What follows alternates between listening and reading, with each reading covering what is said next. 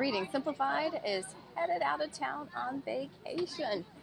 So we're not here for our regularly scheduled Tuesday night lives at 8 p.m. Eastern, where we share with you free training on how to streamline classroom instruction or any reading instruction and accelerate students' reading achievement.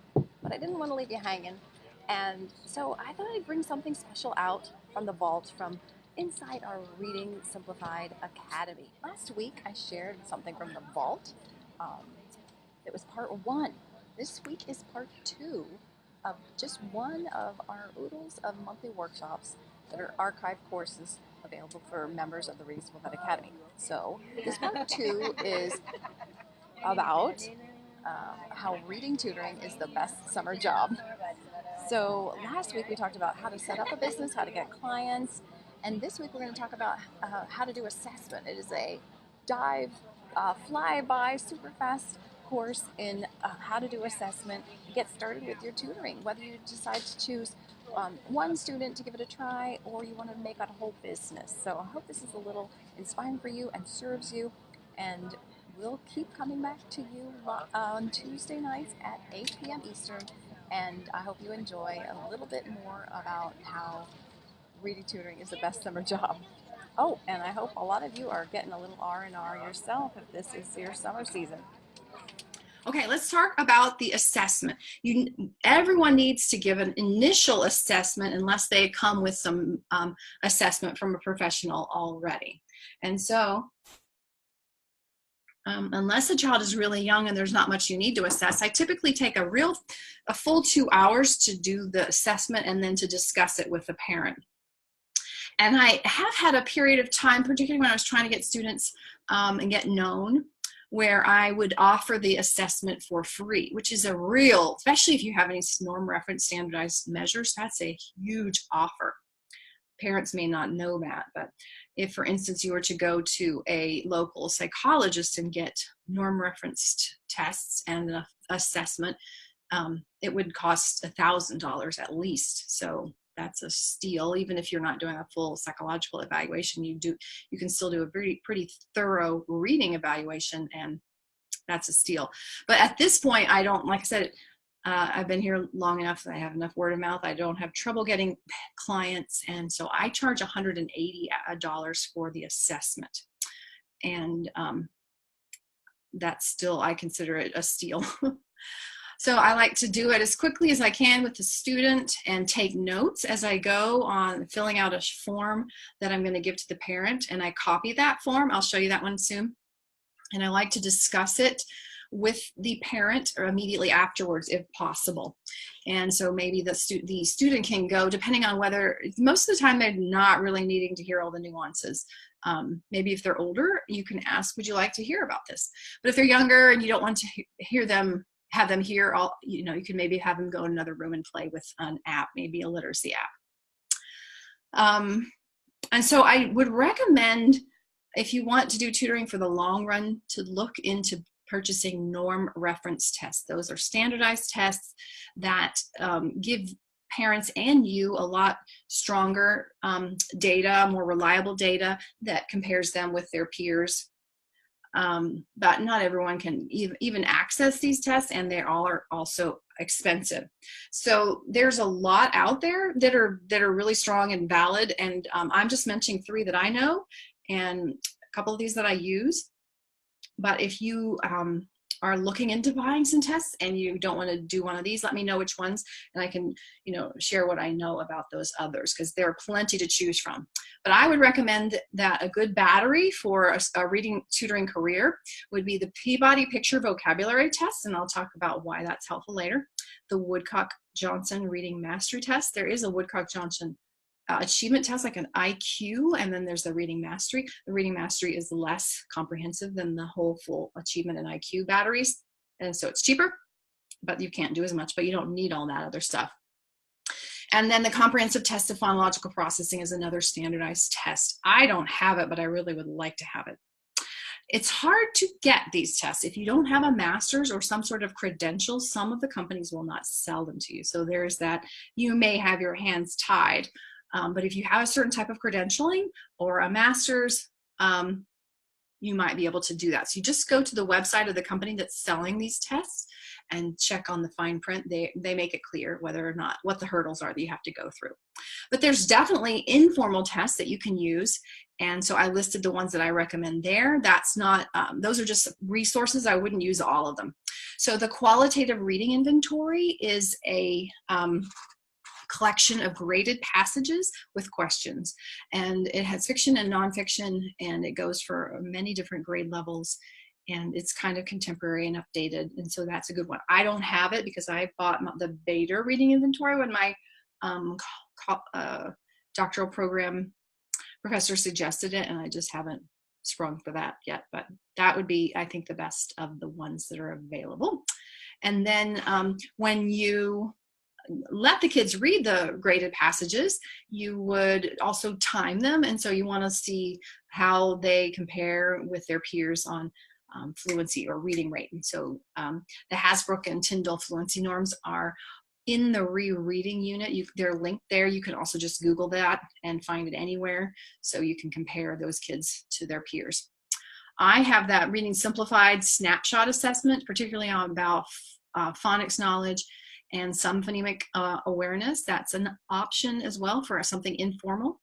And then also at that blog post, readingsimplified.com/reading-tests, we have some norm reference tests that are free that are linked there. For instance, the San Diego, I forgot what it's called, San Diego word assessment is a word identification test. That's free. And then there's a nonsense word reading measure that's really good for testing word attack. That is there. So that can take the place of some of those norm reference tests on the left that aren't, that are expensive. They're not as rigorous, but it's still probably nice to have a grade level sometimes to give somebody. And then reallyGreatReading.com/DDS has some what they call decoding surveys, which are kind of like my snapshot, but more thorough. And they have a beginning and an advanced. Those are nice too. Again, they don't give you a grade level, but they give you, you have raw numbers. For instance, you would say, well, he got, 5 out of 18. And so that doesn't sound good and probably isn't good, but doesn't really show you exactly where they are. But when they get 5 out of 18 in January, and then they get 17 out of 18 in April, then you've shown progress, right? So that's how those can really come into play. The Teaching Reading Sourcebook by Core also has some assessments in it, I think. And let me just get that book to show you.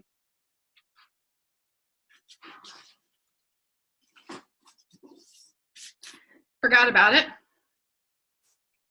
There you go. It's got so much in it. It's a huge book, Teaching Reading Sourcebook. I don't know if you've seen it, but it's a tome. Tome, I think is the right way to say it, actually. And then Teaching the Essentials of Assessing, Preventing, and Overcoming Reading Difficulties by David Kilpatrick, which I've mentioned here before. Let me show you that.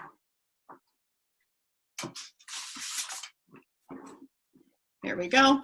This one is mostly about the ideas of how to teach reading and assess it, but he has links to some assessments which are norm reference, but not very rigorous. He says they're pretty good, they're pretty valid, but it's not like a huge sample. So that's pretty good for me. So those are some different collections of things to use to get a kid's initial assessment. So then what are you going to actually be looking for? So you want to get kind of 2 big ideas. First, you want to see what their reading potential is, and that is what one would expect they should be able to read up to, which is basically what's their oral language comprehension ability. And you can measure that a lot of different ways. Using the Peabody Picture Vocabulary Test is one sort of proxy for oral language comprehension. It's not exactly the same because it's just a list of words, and you ask, you're just calling out a word, and you're asking the child to point to one of the 4 pictures that's connected to that represents that word. So it's just one slice of oral language, but it is very strongly correlated with overall oral language. So I like to give that because it's norm reference, standardized, gives me a quick check on how good I should expect them to be able to read. It's just a potential type of measurement. Or you could find some graded passages that you feel good about, maybe even the QRI, and read them aloud and then come up with a listening comprehension. So most kids can comprehend text that is at least 2 years above their grade level in the elementary and middle school years. So if you were to read them something, you know, if they're a third grader and you were to read them something in the 5th grade and then go up to the 6th grade and then go up to the 7th grade, you might say, well, they have strong potential for becoming a good reader. They're, you know, well past their age or their grade. And so we should expect them to become a good reader when we get the rest of the system working. Okay, so that's potential. Then you want to get at current reading achievement. And if they're reading at all, and not just beginners, where it would just be that they're, you know, primer, you really want to go by comprehension. So I look at comprehension 2 ways with that informal reading inventory that I was talking about. First, I have them read passages, and then the ones that they go up in these passages until they fail. So a 3rd grader, I might start them with a 2nd grade passage if I know they're having trouble. And then maybe they do fine and they get 70% or better comprehension. So then I give them a 3rd grade passage, but then they don't do well. So then for the informal inventory, I would say that their comprehension level is 3rd grade. But also, I'll show you in a minute, I also have that Woodcock-Johnson standardized test, which is a passage comprehension test in there. And that is, passage comprehension is a little bit of a euphemism because really they're just short, they're just sentences with one word missing. So it is slightly different. As you can imagine, reading one sentence and filling in the blank is different than reading 3 paragraphs and getting the whole and explaining it back to a test giver. So I take those 2 and I kind of average them basically to say, this is what the student is currently comprehending at. This will say is their reading achievement level. Now, however, there may be some modifications to that. If there's a huge gap between their comprehension scores and their word identification, you can sometimes make the judgment call that their reading achievement level is a little lower than what they performed. It is a gray issue. There's no hard science to that because who's to say what is reading achievement? It's just, and also graded passages are not a science either. What I can read at this level with these many hard words in one genre is very different than what I can read in another genre. If you just throw me something in physics right now, I'm not going to look like a very good comprehender because I don't care about physics, nor do I have vocabulary or the background knowledge. So comprehension and leveling are a murky subject, but that's broadly how I do it. Look at the informal inventory and look at any kind of standardized information that you have from a passage comprehension test. And so you want to say, here's your potential, here's where we're performing. If there's a gap, and usually there is, that's why they're there with you, then you say, well, let's look into nitty gritty and the finer points to figure out what the source of the problem is. So that's where some of these other subtests come in. They don't tell you what the reading level is, but they tell you what the source of the problem is. And you guys probably know by now that most of the time my experience is that the problem is that word attack, that when they see nonsense words, they're not able to successfully use their sound-based processing system. And so that means the whole rest of the reading system is broken down. If they don't have good sound-based decoding, they can't learn to recognize words or have word identification. And then, of course, they can't have fluency if they're not automatic with their word identification. And fluency impacts overall comprehension, vocabulary knowledge, and expansion. So then you might want to get more granular and say, well, are they having decoding problems because they lack phonics knowledge, or is it because they have a processing problem or they have weak decoding skills and they don't know how to do blending? So that's where that can be helpful. The phonemic awareness test can be also helpful to kind of explain what's going on with the word attack. And then also I do give spelling tests sometimes. You can find the Morrison-McCall test free online. It doesn't give me that much that I don't already know at that point. It's usually the same score as word attack, especially for elementary kids. It can be, things kind of get wonky the older kids get, depending on how they've been compensating. So, of course, word attack is not always the only problem or even the main problem, but it's very common, the primary first problem. Then there may be a secondary problem of weak comprehension, especially the older they get. With frustration in reading and lack of skill, they can be inattentive to their metacognition, right? And so then maybe comprehension is actually a problem as well.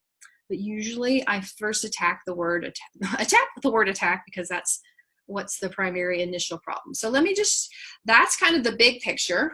Get their potential, give them a reading achievement measures in some way, and then deduce something more specific about what the source of the problem is. Now, this is not a full-blown diagnostic and assessment course right here on this slide. I actually took 2 full semesters at the graduate level on this subject. So this is just a little glimpse on it. And if you have more interest in it, let me know. We can also continue the conversation in the Teacher's Lounge. I used these books when I was doing my initial training, and I think they're still good. Not everything in here is quite perfectly in alignment with Reading Simplified and the emphasis on word attack, but still you'll get a really good sense of how different reading measures that you can have access to informal inventories, and just how to think diagnostically. So one is Diagnosis and Correction of Reading Problems by Daryl Morris. He's the one that created an intervention program whose name I am now blanking on. He's well known for creating an intervention program. It's kind of a variation on reading recovery. Diagnosis and Correction of Reading Problems by Daryl Morris. He's at Appalachian State in North Carolina. And then Assessment for Reading Instruction by Michael C. McKenna and Stephen A. Stahl. That's another goodie. All right, so that will give you more on this topic about how to diagnose and then make the plan. So let me just show you my little version. So I go through, give these tests that you can see on that paper that says The Reading Coach. That used to be my tutoring company name. And as I give these assessments, I fill this sheet out, and then I make a copy of it for me to keep, and I give it to the parent, and we go over it. So notice, look here at the top, the receptive language from the Peabody Picture Vocabulary Test. This is a second grader. This is just like a 2-month-old test, actually. So this is a second grader whose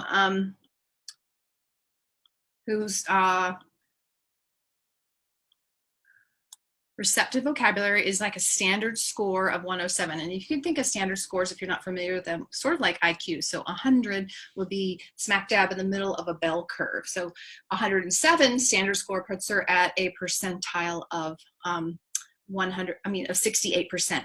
In other words, she is stronger than 68% of kids her age. So that should be kind of like her potential. She should be, in other words, above average in her reading potential.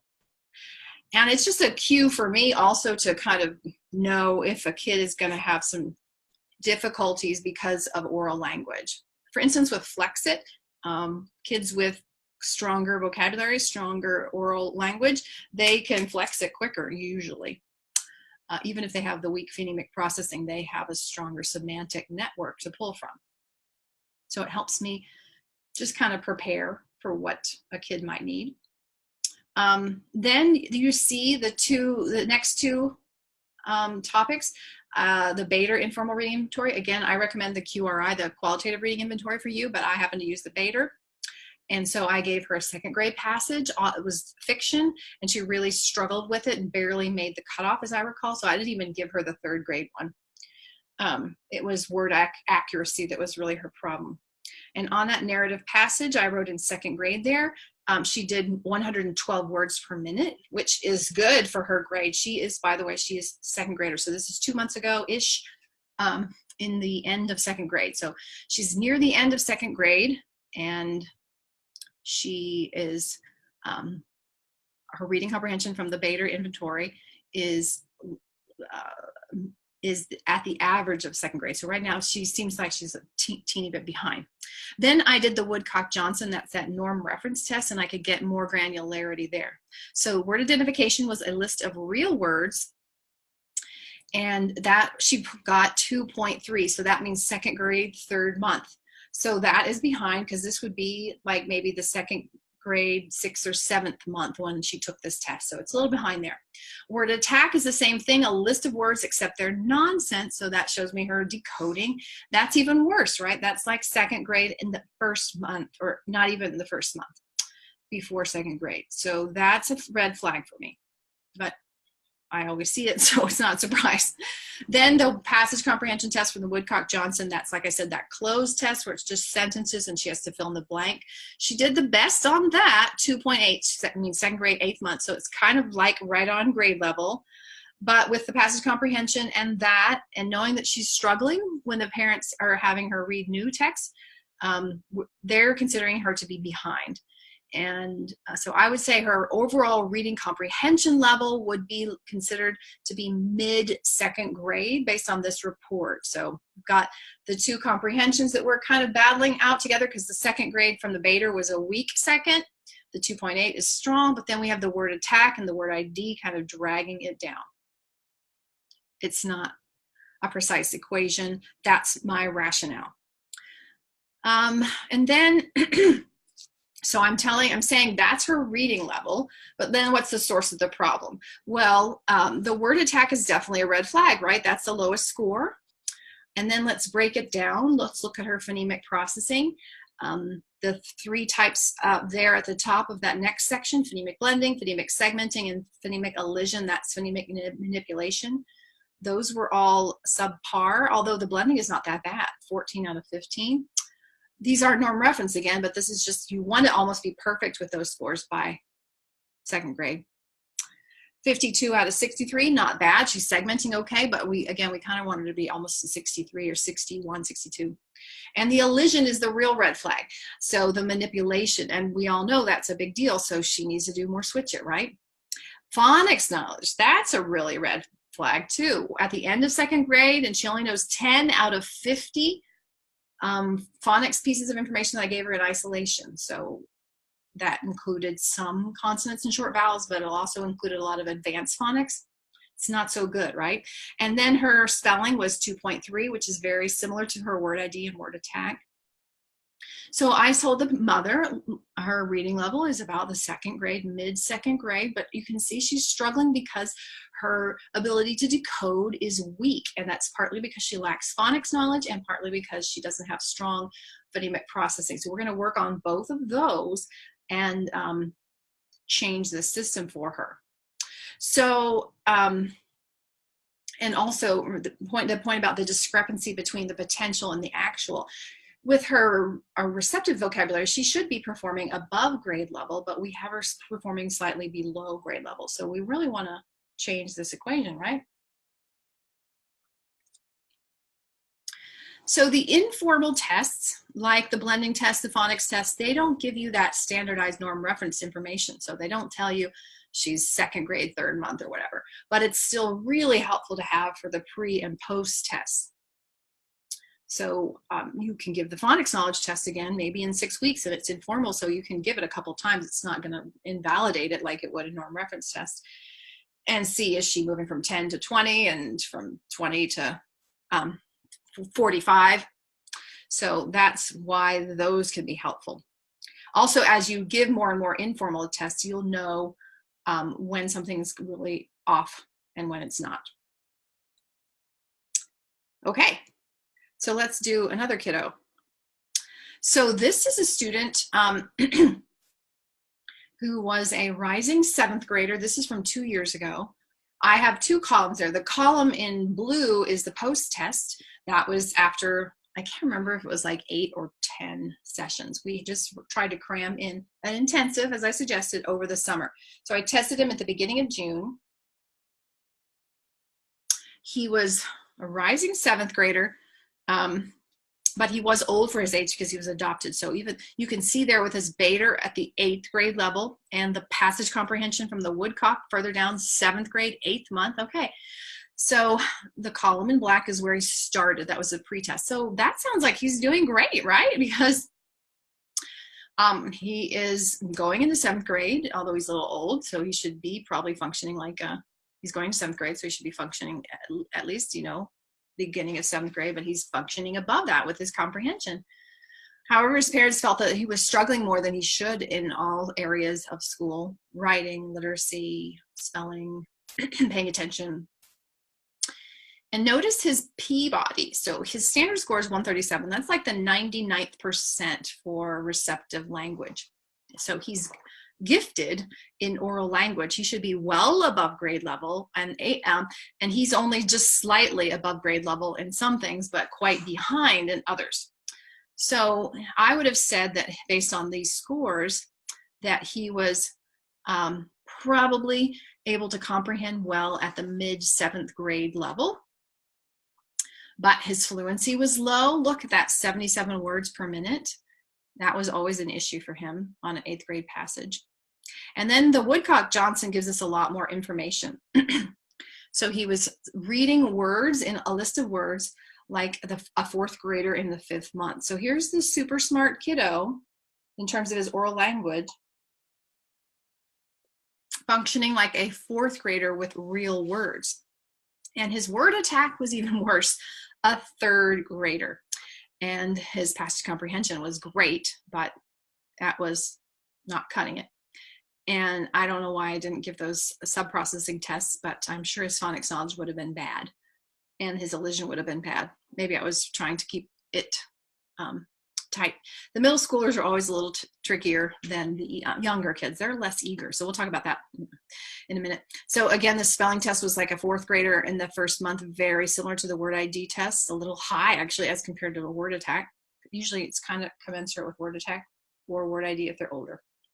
So he's functioning like a late 7th grade reader, but he's a rising 7th grade reader, but he's only slightly ahead, but you can see where the source of the resistance is. That word attack, he just doesn't know how to decode words. It's very simple, open shut case with him. So we worked with him across the course of the summer, tested him.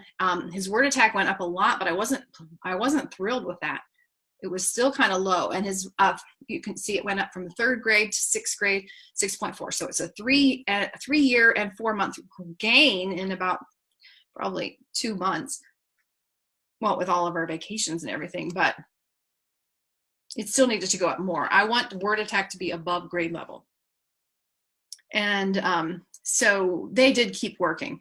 They were really involved parents. He was the only child. They knew what they were doing. So we just were trying to be efficient with their time and their money. And they kept working with him after this. I'm sure he's doing well now. But and then you could see after he figured out the code, his Bader went to the 11th grade level, and his Woodcock-Johnson passage comprehension went to the 16.9 level, which is like college, the end of college.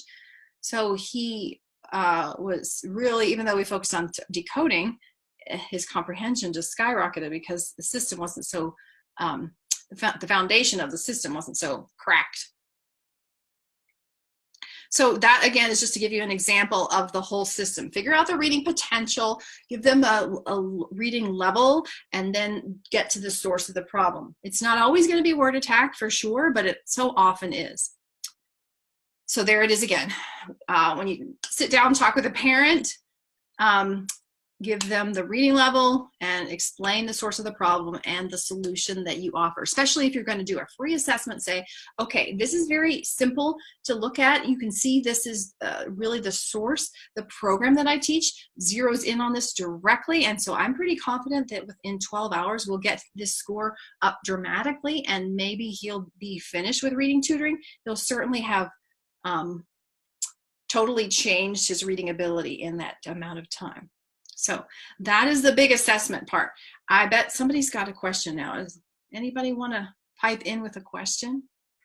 Because I just doused you with a lot of information. Like I said, when I took a diagnosis and assessment course in my doctoral program, or it was a master's program actually, it was 2 full semesters. So that is not intended to give you full confidence if you've never done this before, but hopefully it'll give you a glimpse of what you would do and some further food for thought. And if you think I'm missing out on something, I would love to be corrected or to talk about that. Any thoughts? About the Peabody picture vocabulary test. Yes. I'm sorry, it is a lot of information. I just wanted to know, is that also a test that is sold only to you if you have a master's or further qualifications? I looked that up today, and the one place where I found it, that's what it had. It had certain certifications and a master's at that one company. Now, many companies sell it, so you might be able to track it down where it's not that way. And they may be liberal enough, like if you get a Reading Simplified certification, they may even grant that that may be valid enough if you don't have any other types of certification that they would consider. You can write to them and see what it is that they decide is the qualification. Okay, Good question. Yeah. Anything else? This is great information. Oh, good. This is a comment. This is the weakness that I have. I do my own assessments, but I often feel like it's not enough. I'm kind of airy-fairy about it, and I feel I need more to inform my own instruction. Yes. So. Yeah, I'm sure it is a dense topic, and there's so many choices. But really, even if you don't have the norm reference, if you can get that, some sort of comprehension, some sort of word identification and word attack, and sometimes fluency, and the phonics knowledge, which you and I talked about just recently, that is a pretty comprehensive picture of most kids' problems. So, okay, so now let's start getting into the actual tutoring.